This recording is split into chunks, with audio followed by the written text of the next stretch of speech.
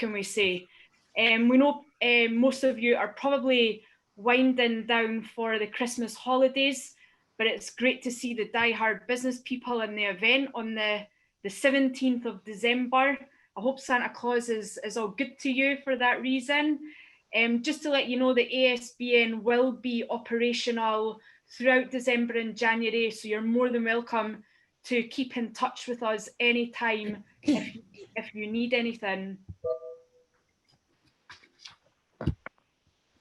So, first and foremost, we welcome our ASBN members. It's great to see you in the event today. Because the event does focus on marketing, we thought we'd show our members in the audience today through their brands. So take note of the screen. Our members are tuning in from 5 different countries today. And also a warm welcome to those who subscribe to ASBN, who join our events. Welcome back. And for those who are engaging with us for the first time, a warm welcome and just a very quick introduction. My name is Claire. I'm one of the 3 directors and 10 founding members of ASBN, and our contact details will be shared at the end of the event.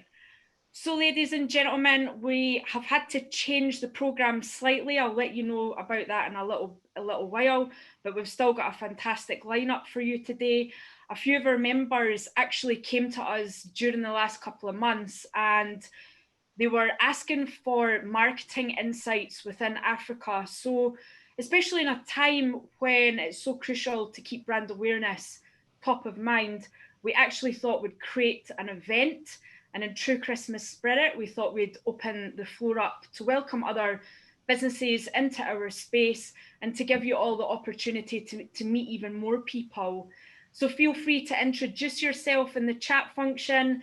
If you can kindly keep your microphone muted until you've got the opportunity to ask Kaz and Jason questions. It's the end of the year, so we're keeping this fairly relaxed and fluid.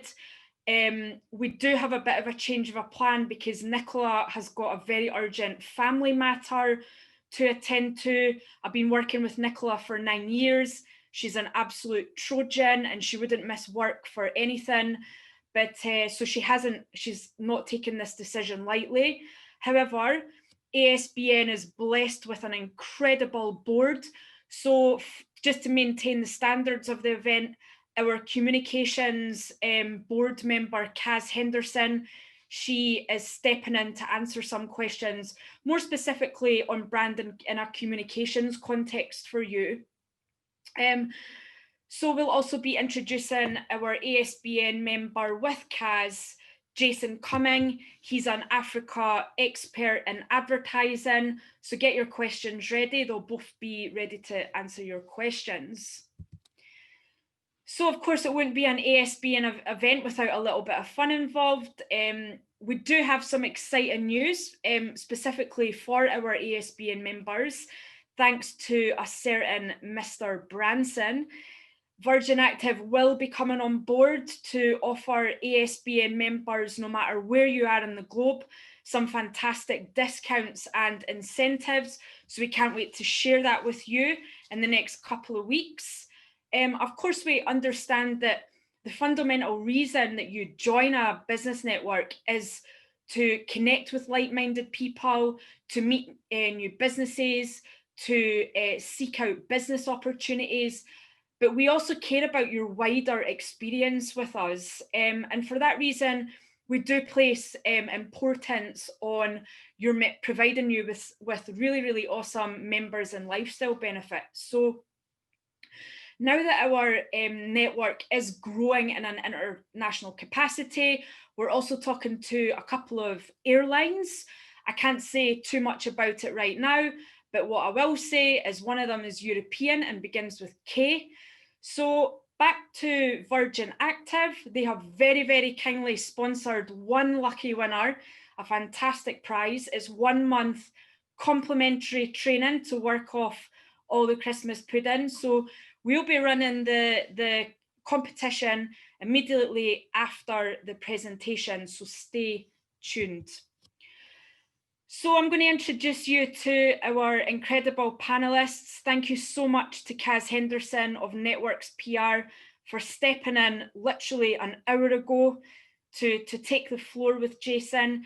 Kaz has extensive communications experience working with Africa's top corporate companies and industry events, such as AfricaCom.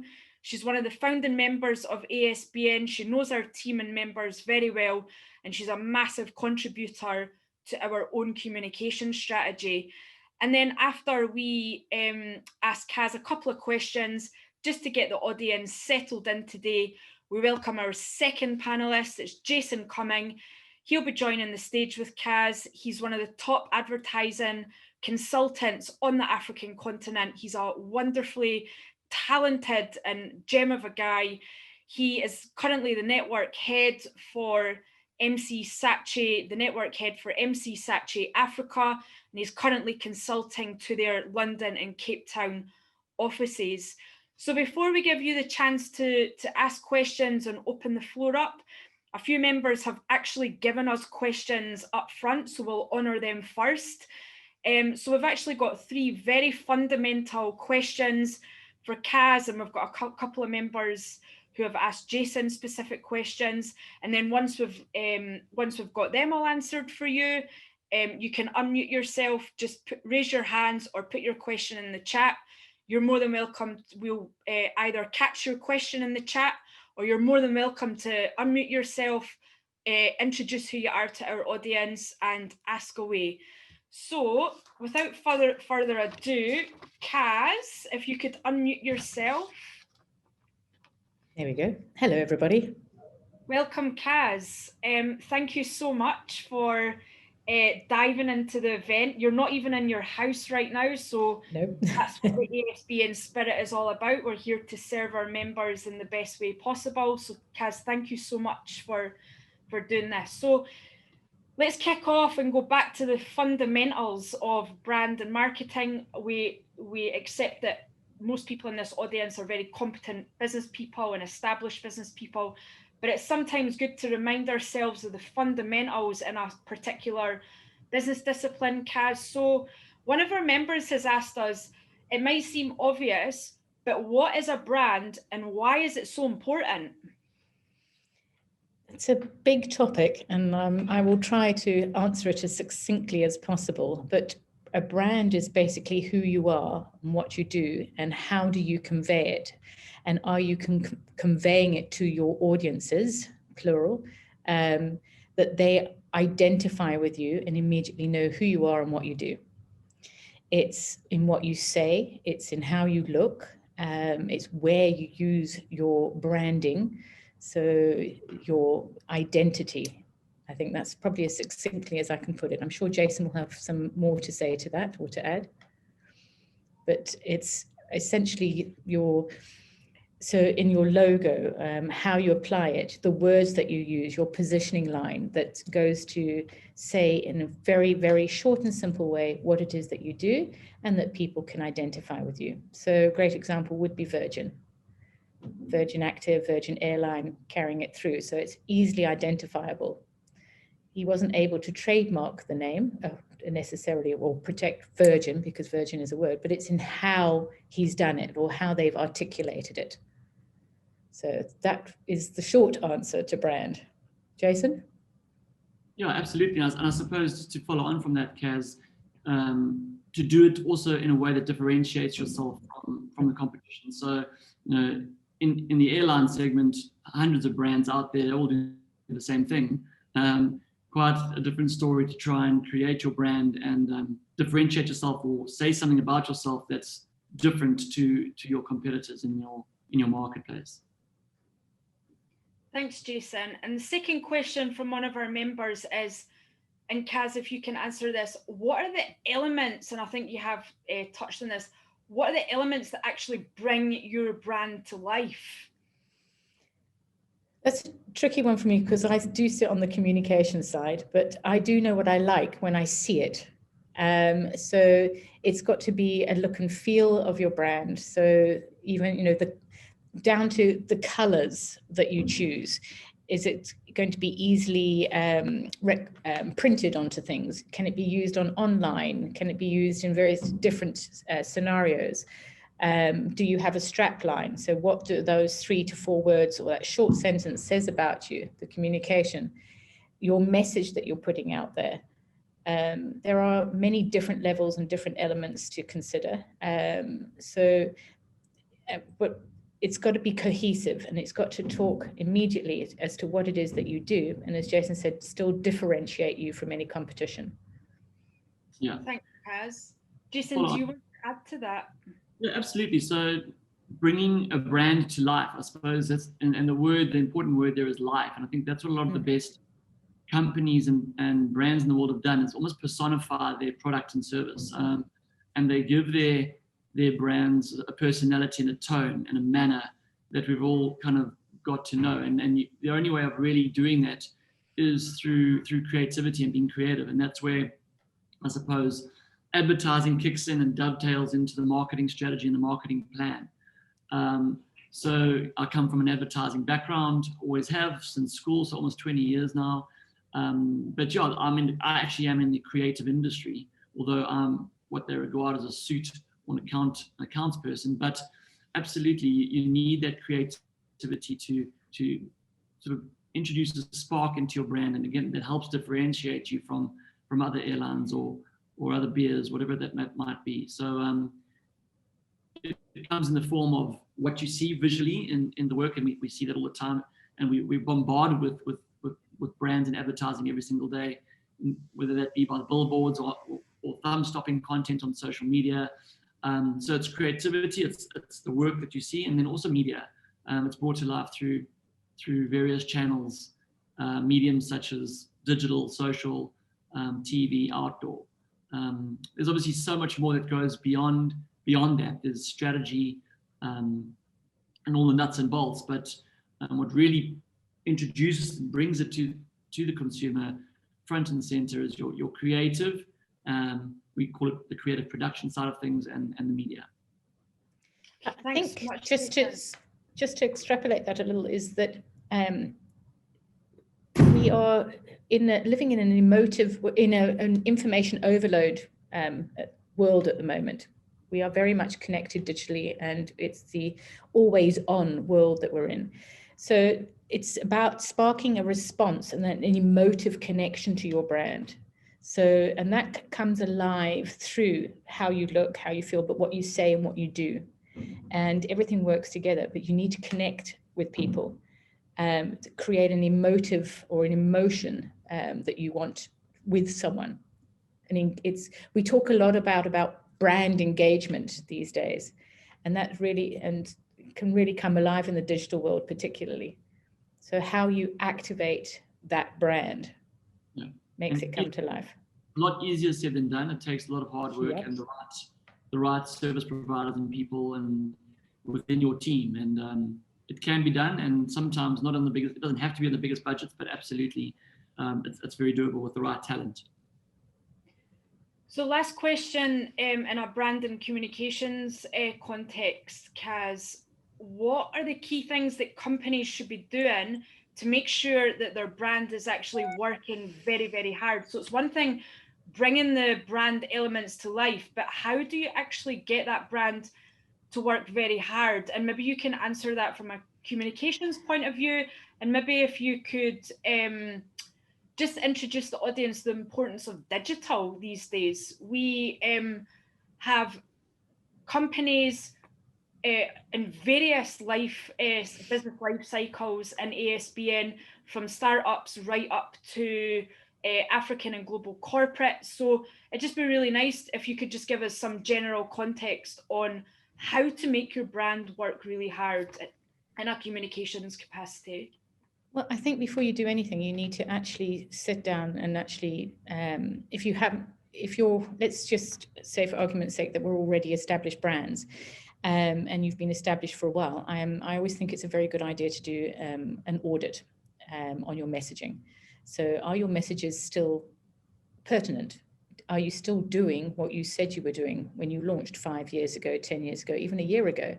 particularly because we live in a very fast-paced world and it's changing all the time, to do a touch base with your own brand, your own messaging strategy every 6 months is not a bad idea, because quite often in my experience, I'll go into clients and we'll sit around and we want a PR strategy, we want a communication strategy. And I said, right, well, what do you do? They tell me, and I said, well, what do you think you do? And then we can, we could run focus groups, and 10 to 1, they'll probably find that actually what they think they do is not what they actually do. So it's always good to touch base from a comm side, and then see whether that rolls out through your creative, through your branding, into various different mediums. I come from the PR, particularly the media relations side, events and that sort of thing. Events, of course, are very difficult in this time, but that's just one channel of the marketing bouquet. But from a media perspective, when you're communicating with media, you need to be very concise. You need to get it across in the title, in the first opening paragraph, strip out the fluff.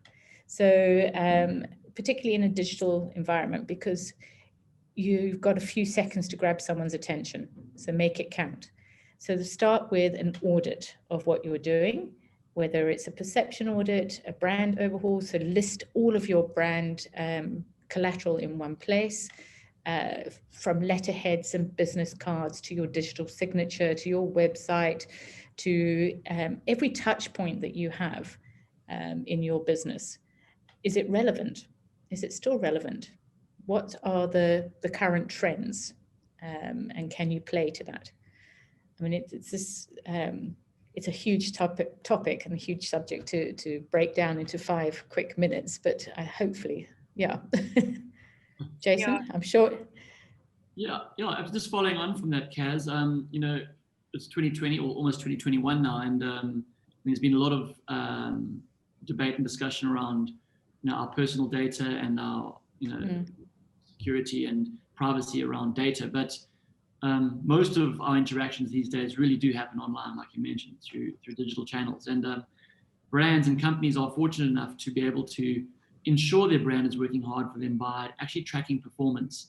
I come from the M&C Saatchi world. There's actually one of our biggest divisions in London is called M&C Saatchi Performance, and that's all they do.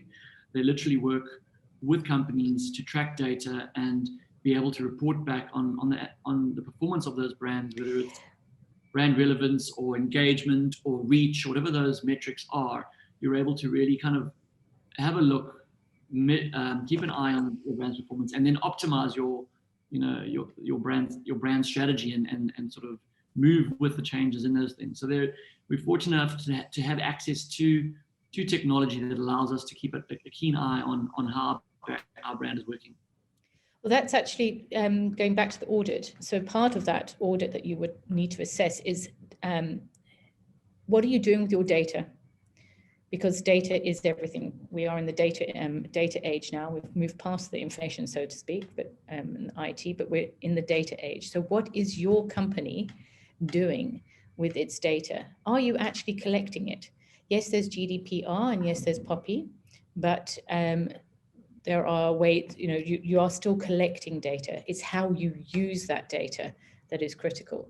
But you need to be understanding who your audience is, and digital gives us the best way of understanding who that audience is and how you can talk to them.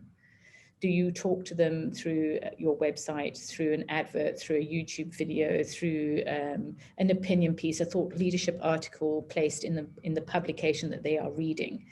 So yeah, data. What is your brand doing with its data? And if you haven't got it turned on, it's time to switch on. Yeah, no matter how small you are. Yeah, absolutely. From a single person entrepreneur to a multinational, you need to be engaged in the data. Thanks so much, Kaz. So Jason, we've got a couple of questions for yourself. And the first question is from one of our members in Scotland, actually, but it's also very relevant to a lot of our members who have companies in Africa who are thinking about moving into other African nations. So the first question is, how do you go about replicating a brand, and do you need to in a different African market? I know that's quite a big question to cover, but do your best. No worries. Good question, and I suppose it really is what we're talking about today, and it's where a lot of my experience lies. You'll notice, I suppose, maybe for most of this discussion, I'll be referring to my two biggest passions in the world, and that's beer and Nigeria. And that's because a lot of my richest experiences in advertising have occurred actually while working with Heineken, arguably one of the world's most strongest marketers around, and I've been working with Heineken in Africa for the last 5 years. So, I understand alcoholic beverages and understand the markets in which they're trying to go to. So, to go back to your question, I think, the one word answer to that would be that how do you replicate your brand in a different market would be very carefully. So that would answer the question. But I wouldn't use the word replicating. I think replicating would be almost impossible, and sometimes you get away with it. But I think a better word is tailoring. So how would you tailor your brand for a different market in Africa? I think would be a lot more would help you in the long run. So and a lot of what we're talking about now is assuming that your brand is established in markets outside of Africa. So if you're a brand new brand and you're going into Ethiopia or Tanzania, you'll do your market research and you'll go in there with a brand new Tanzanian brand. But now we're assuming for the rest of this discussion, we're talking about an international brand coming into Africa. So I think the brands that are getting it wrong have a much more external kind of view on markets in Africa, and they're kind of looking in and almost kind of very confidently going, listen, it's worked in these other markets. I think how hard can it be to work in little old Africa, emerging, developing? But you couldn't be more wrong, really. So having this external view on the markets is not ideal. I think a lot of these companies underestimate the diversity and the complexity of the markets in which they're entering, and they get a rude awakening quite early on. I think the brands that are getting it right have a much more internal view and truly understand the cultures that they're getting involved in. They're prepared to work with people on the ground, have those people lined up already, and their marketing strategy is sound, and it'll have the desired effect because it has this kind of bottom-up approach, I guess, to marketing. These same brands are a lot more flexible, so they're obviously proud, and some of them have been around for a very long time. But they're proud and they're adaptable and willing to adapt the proposition. Sometimes even the product. There will be new lines within a product or a service. But from a brand point of view and a marketing point of view, they're willing to adapt their brand to best match the market in which they're going to, and to make sure that that brand resonates and connects with consumers on a real sort of human level. Beer drinking occasions in Lagos and Abuja, for example, are quite different to beer drinking occasions in Edinburgh or Glasgow, So, 156-year-old Dutch Heineken understands this, and, working with them, we spent almost 2 years in 10 markets trying to understand all the beer drinking occasions, to make sure that when we do put communications out, we understand that an after work drink with mates is quite different, in these sort of busy centers compared to maybe Amsterdam or Joburg. From a practical point of view, from an advertising perspective, because that's where my experience lies. Now, I think there's 3 important things that come to mind from the advertising side of things. So we spoke about that creativity and how you bring your brand to life in a campaign.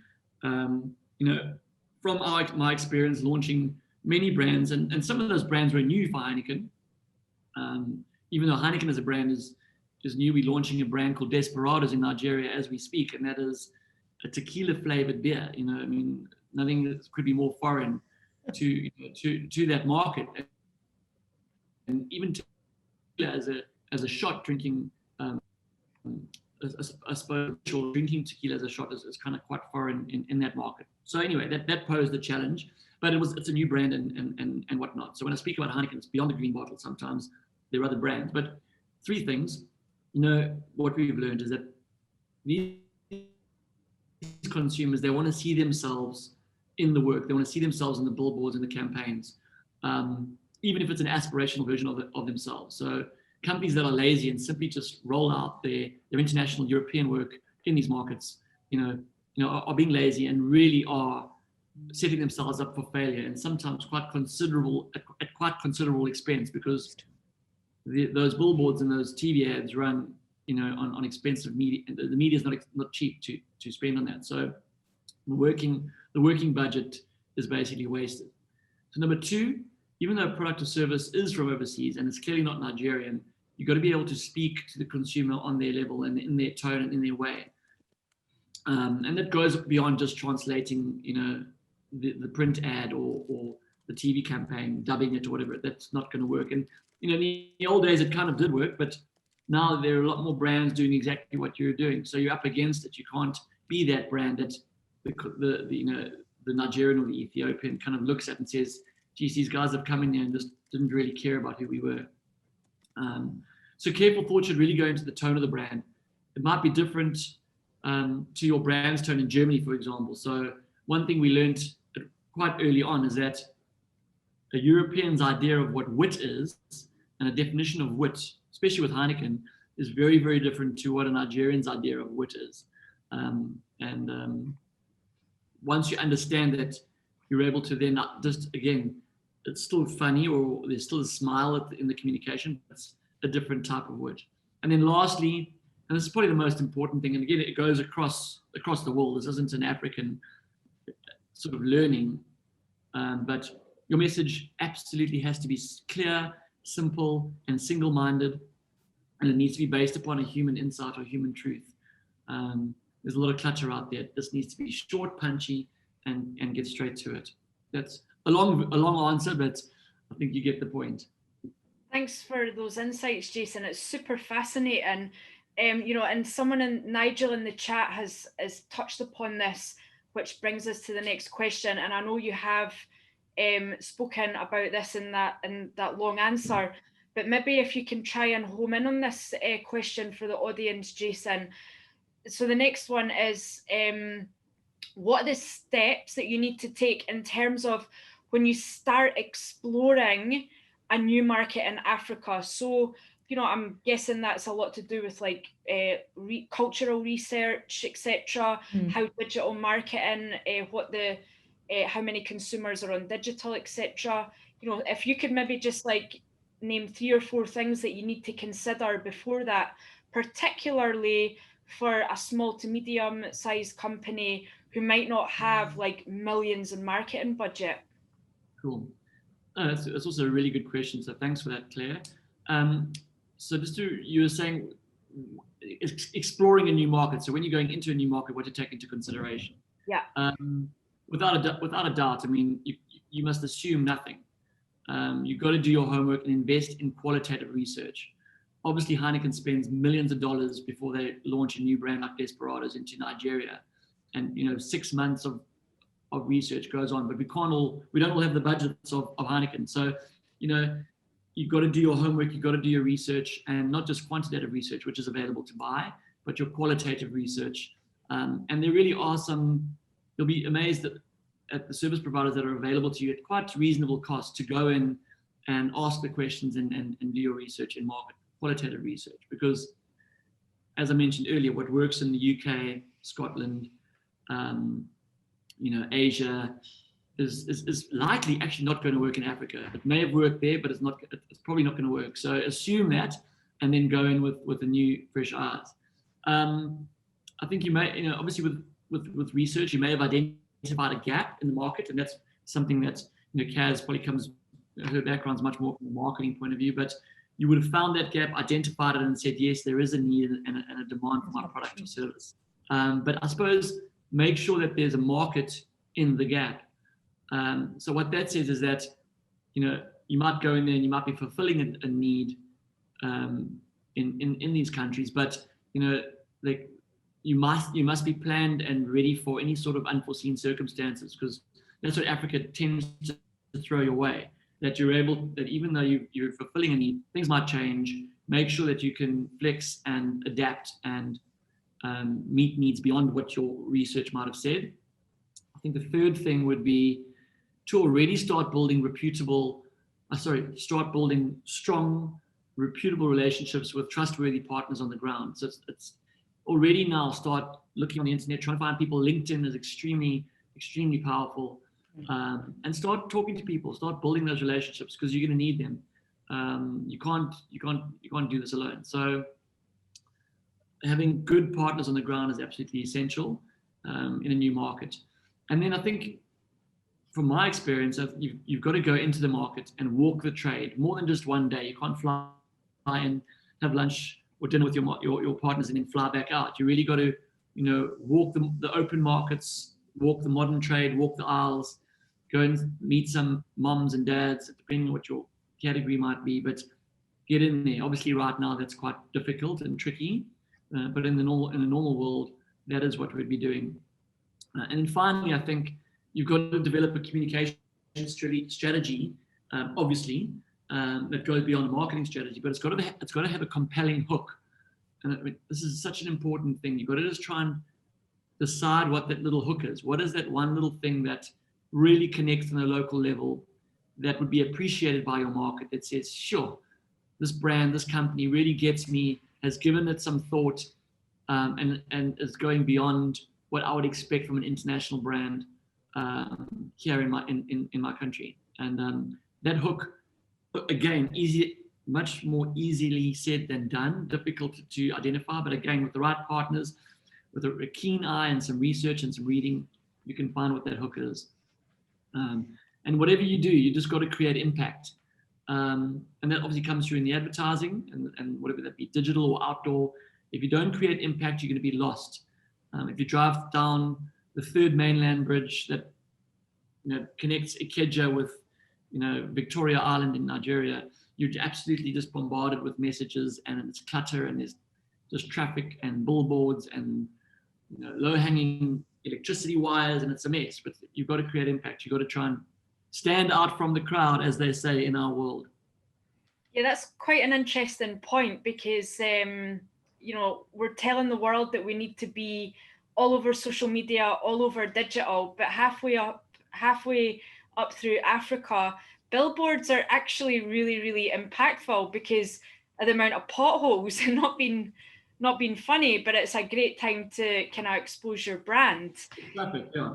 I think, sorry, Claire, if I can just jump in there. I think the other thing when considering coming into Africa is the 54 countries. We're not, not one, but also there's an assumption that everyone's connected to internet. There's an assumption that, we're digitally driven. That's not the case. As Jason said, and you said about billboards, that's like a main branding opportunity. Taxis, branding taxis or vehicles and things. That's the other thing. So, and I think Jason really got it right at the beginning, is park your assumptions. Just park everything and come with an open mind, because it's gloriously hectic. It's gloriously different to anything that you will ever expect or experience. So yeah, we are not all connected digitally. So one has to take that into account. Absolutely. And from a media perspective, for example, what would be critical for me when entering into a new market is to understand local language, because a word that might work for you in your Western or your more developed markets might actually be something derogatory in the particular country that you're working in. From our perspective, when we're communicating with our Francophone countries in Africa, we write in French, and we distribute in French, and we converse in French. Please don't ask me to demonstrate that, because I don't have Google Translate in front of me. But no, I have a team that when we're communicating through our Francophone countries, that we speak in the local vernacular. And that's goes to personalizing the approach and building relationships. Absolutely. I mean, even in South Africa, there's 11 official languages. Increasingly, in a marketing capacity, we need to be using them all. Even during COVID, the the banners, the banner ads, the digital ads, you could recognize that they weren't just in English, Afrikaans and Xhosa, they were actually in a lot more languages, which is actually fantastic to see. It shows that we're definitely taking on board the importance of Indigenous language and marketing in Africa. So Jason, second last question. Can you give us a practical example of how a company's brand has been adapted into a new market in Africa successfully? Yeah, I was expecting that question, I suppose, based on the topic of the discussion. So I have put together a little case study. And again, it is Heineken. So yeah, okay, I'm going to run through a little case in point on that and how we did that. And again, it's in my most favorite market, Nigeria. And we're talking about beer. So I wonder, Claire. Shall I stop sharing? Yeah, are you sharing? I didn't even see the slides. That's good to know. Yeah, no problem. I will share my slides, and then hopefully everybody's got their strongest internet connection, because there are a couple of videos I'm going to play, and that would be good. So yeah, I'm going to share screen.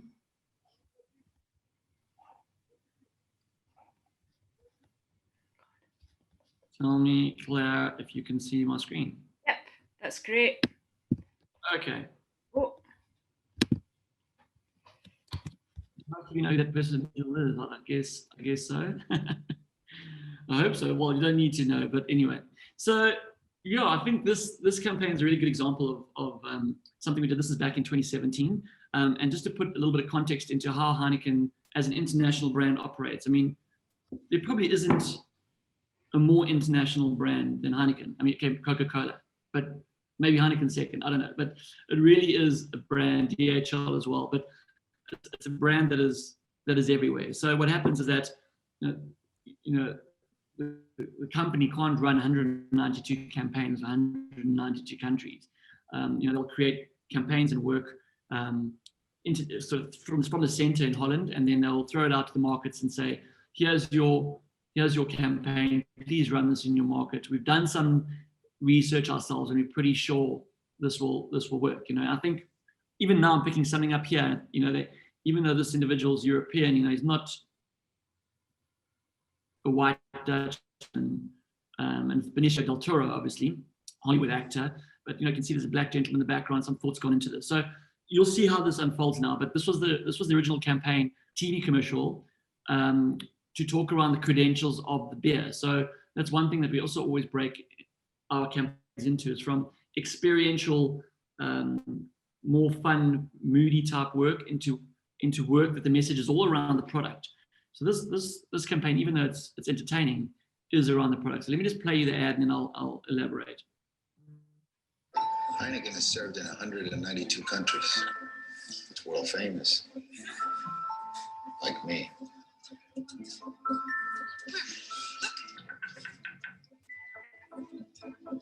It happens all the time. He's ready.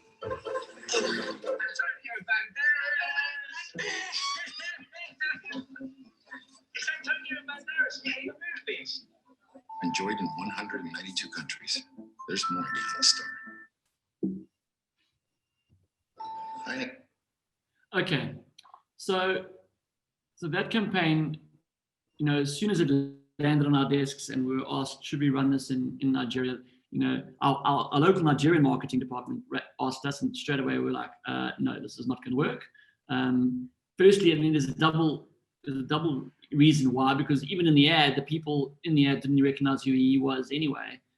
We don't think even Nigerians didn't recognize who he was. So they'd shot this commercial at big expense, and now we were left without a commercial to run in the market. So it takes a lot of doing and a lot of arm twisting to allow the center to give a market like Nigeria to go and create their own TV commercial. It actually hadn't been done before, ever.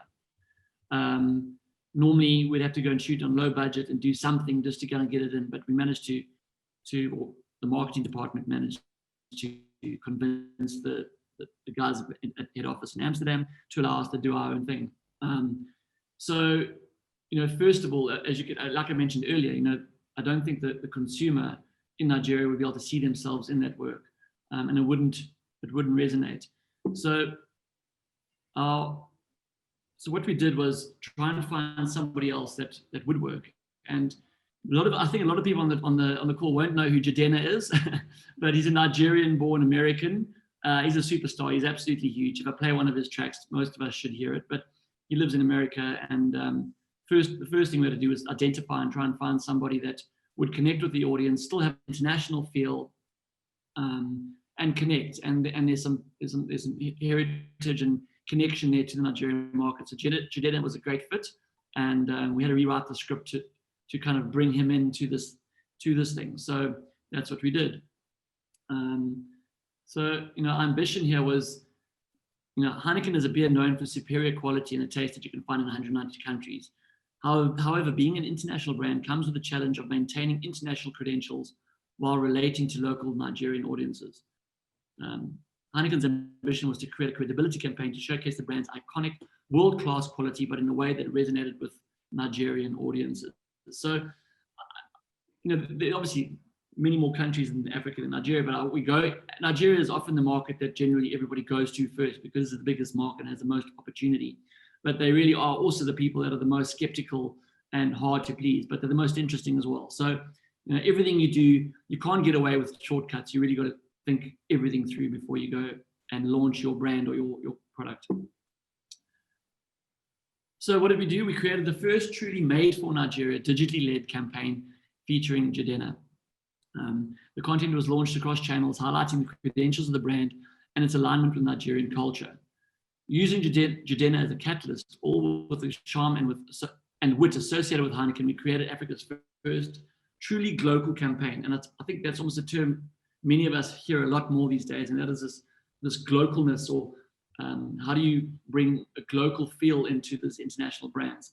And yeah, it's often a battle with the international brand holders and the local opcos on the ground, and the guys operating on the ground. And generally, if you have the right people in the room, we find a compromise, and the brand still has its international credentials and appeal, but it's got its little local hooks and identity that also brings it home to a local market.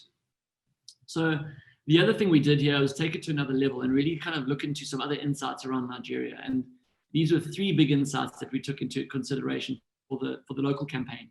And that is that Nigerians are adventurous and well known to travel to basically anywhere in the world. I mean, you'll find a Nigerian anywhere. Also, Nigerians love titles, and simply being known as Mr. or Mrs. is not good enough. And they think themselves as the most important people in the world, and they'll even tell you this with a smile. And it's an insight, and it's something that they won't deny. And then finally, Nigerians are proud of their country and heritage, regardless of foreign perception and economic reality. And as we know, the stereotypical Nigerian is a drug dealer in down the road in Sea Point, or the 419 scammer on the other end of the line trying to get you to put a deposit down to scam you out of your money online. So those, unfortunately, are the stereotypes. Unfortunately, that's not true. I mean, they really, really are very welcoming, religious people, and those stereotypes are basically false. So let me show you the commercial that we put together. This was shot in Johannesburg. It wasn't just a TV ad, it went beyond that. And as I say, it was the first sort of global campaign that Nigeria ran. And I hope it's playing nice and clearly and not stuttering too much with your internet connection. So here goes.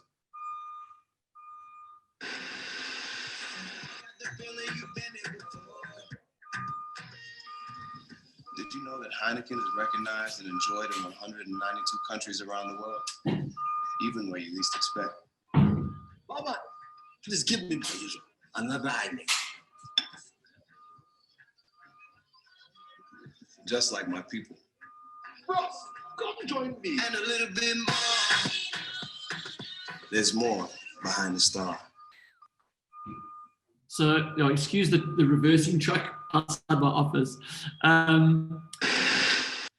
But you'll notice in that campaign that, the music was composed by a local Nigerian artist. You've got Jidenna starring in it, which everybody knew. You hear his voice. He's dressed in kind of local even though that's what he wears anyway. He really is proud of his own heritage in America, but he's wearing the local fabric of Nigeria. You can pick that all up. And small little things, even what, we're obviously in Oslo, and that's the other inside. You can find a Nigerian anywhere, even snow, and all of those things in the work. And it's a 30-second commercial, but really was massively successful. And we actually went on and adapted that into about 12 other countries in Africa where Heineken was available.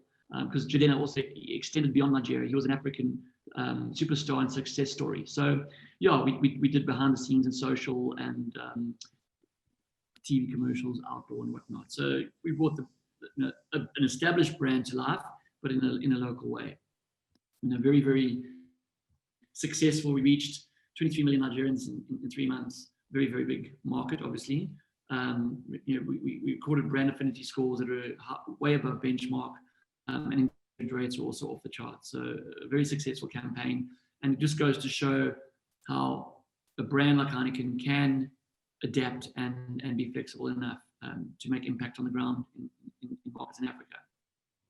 What I'd just like to show you is the second sort of version of the commercial.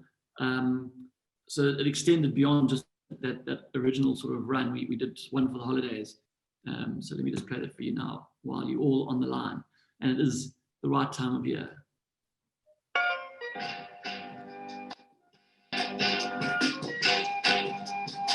Heineken has been family owned for 140 years. So of course, I know a bit about I'm so happy to see you. My favorite family tradition, coming home is for everyone. Just love the expression on their faces.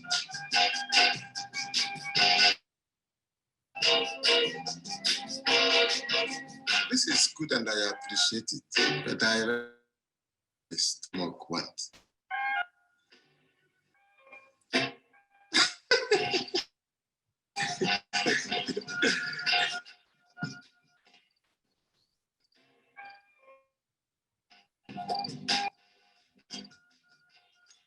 There's more behind the star. And I can stop sharing there, Claire. Yeah, that's great. Thanks, Jason. I'm sure there's key lessons that even smaller businesses can take from. There's certain nuggets that they can take from your advice there, Jason. It's so interesting. Yeah, it actually makes me want to drink Heineken, and I don't even like beer. Okay, we do actually have one last question for Jason, but in the interest of time, I'm going to run the competition. Thank you to Virgin Active. So I'm just going to quickly share my screen again so you all know what to do. Here we go. Thank you so much to Virgin Active. So we're all adults in the audience, so no cheeky Googling for the answer. You're going to write down the guess off the top of your head. So you can win a 1-month complimentary training courtesy of Virgin Active, no matter where you are in the world. If you can just put your answer in the chat function so we can track the answers. If you can take a guess, how many Virgin Active clubs do you think there are in the world right now? And no Googling.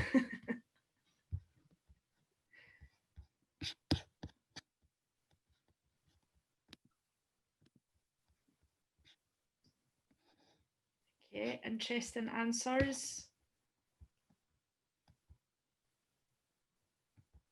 Nigel, thanks. Paul Nash. Victor, thank you. Melanie, thank you. Stephen, thank you. Sue Anderson from Atlas Foundation, thank you. Claire Matheson, hi Claire. Richard Bennett. Someone has actually came really close. Is there anyone else that wants to give your answer?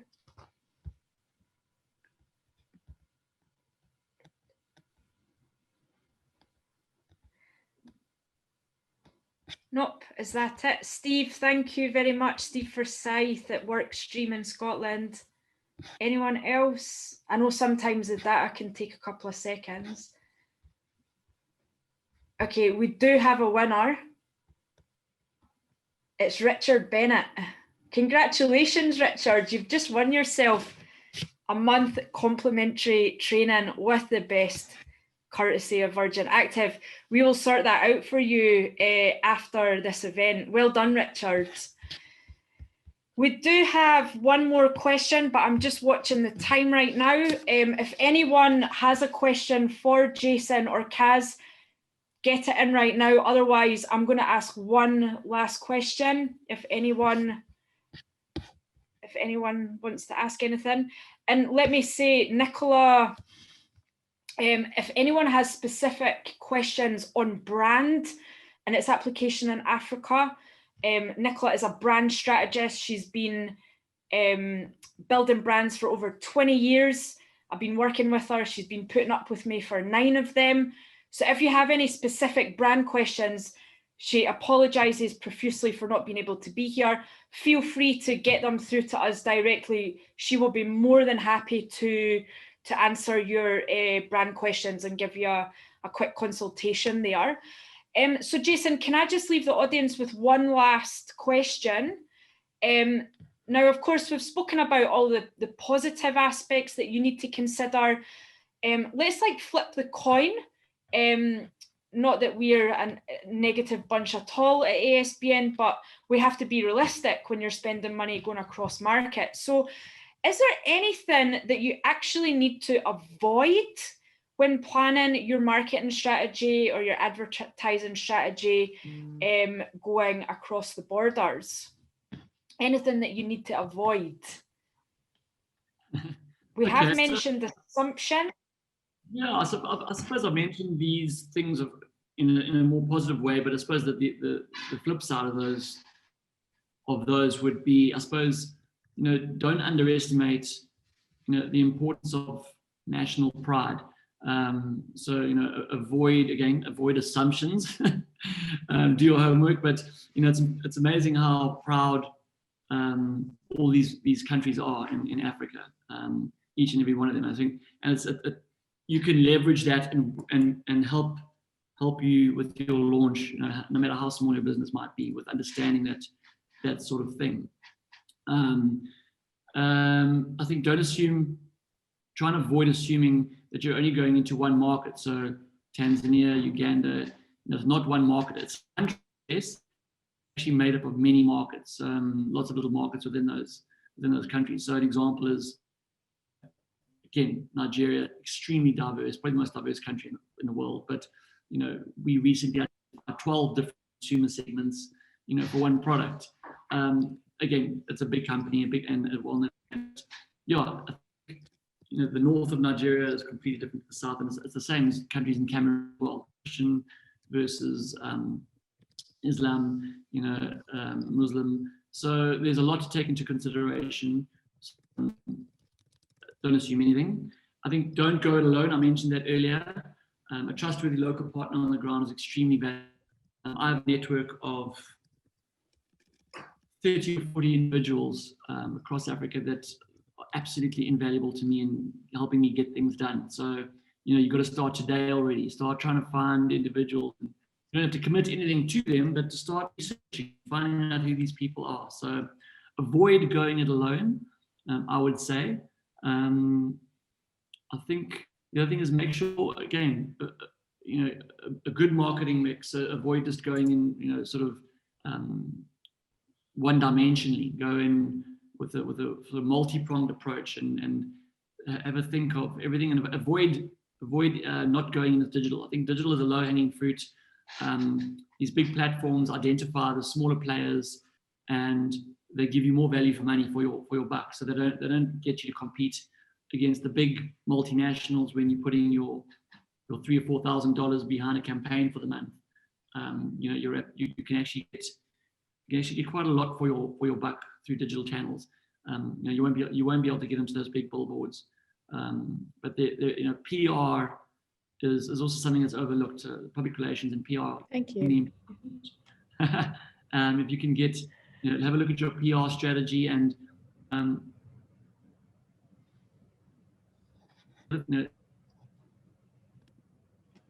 sort of influencers and individuals that could stand behind your brand or endorse your brand as a little school. It's still good right now. So if you're able to find somebody on the ground that that's well respected, even from a micro level, a macro level, in a neighborhood or in a town, then use those people to get your brand out there as well. So I think that's it really. I think look at Africa as it all sounds quite daunting and difficult. And there's a sort of a parting shot is that there's lots of opportunity. There are a lot of consumers. It's a very young market. I think 60% of under the age of 25. So that's something to take into consideration. And yeah, there's a big support structure on the ground willing to help you get into these markets, and it's very doable. Jason, thank you so much. And Kaz, thank you so much for your time. Thank you for stepping in lastminute.com. Thank goodness we have a big team around us at ASBN. I hope you've all learned some incredibly fascinating information from our panelists today. If you do have any further questions, please get in touch with us anytime. We'd be absolutely delighted to answer them. That's what we're here for. And I wish you all a very, very joyous and peaceful Christmas holidays. If you do celebrate Christmas, I'm aware that we have many different cultures in ASBN. So if you're managing to take a holiday, have a great time. I'm about to go and sort out my Christmas tree because it's needing a bit more decoration on it. And please keep in touch with us at ASBN. Our contact details are on the screen for you. Danny, our general manager, is taking a bit of much needed leave. So all you need to do is replace hello and the email address with my name. It's CLAIRE. You're more than welcome to get in touch with us anytime. Thank you so much and have a brilliant holiday and rest of the week. Thanks so much.